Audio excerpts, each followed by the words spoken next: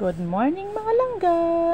Nandito kami sa labas ni Yuna. Kami ay maglilinis ng bakuran. Magwawalis kami ng mga dahon na nangalaglag kasi kahapon umulan ng malakas kaya ang mga dahon ng halaman at bulaklak nangalaglag yung iba. Wawalisin kasi para malinis tingnan yung ating harapan.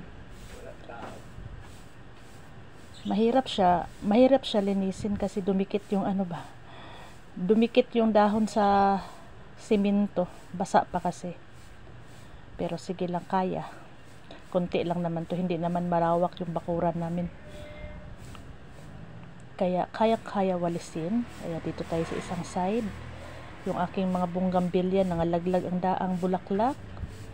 Si Yoda naman sunod ng sunod, kung saan yung walis ko doon din siya. Parang gustong tumulong ni Yuna eh.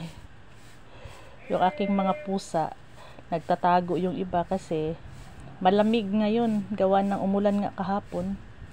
Kaya ang magdamag malamig, kaya ang mga pusa sarap ng tulog. Ito, ipunin muna natin bago natin siya idaspan. Iipon natin sa isang side para mabilis lang siyang dakutin at ilalagay natin sa basurahan. Kasi pag mga bulaklak at dahon na nangalaglag, nilalagay ko ulit sa paso yan para magiging fertilizer ng aking mga tanim.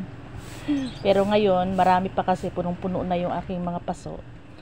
Ilagay ko na lang dito sa basurahan kasi marami din naman to.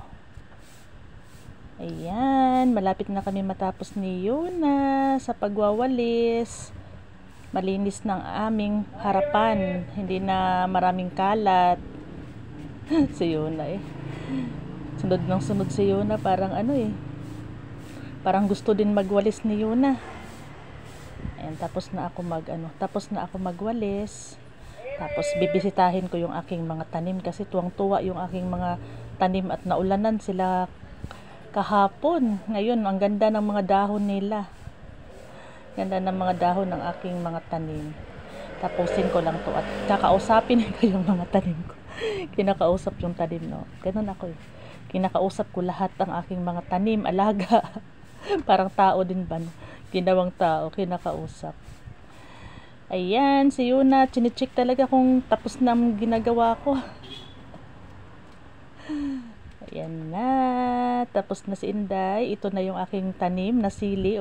Lumaki na yung bunga.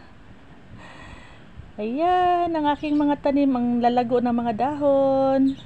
Ang dami niyang bunga.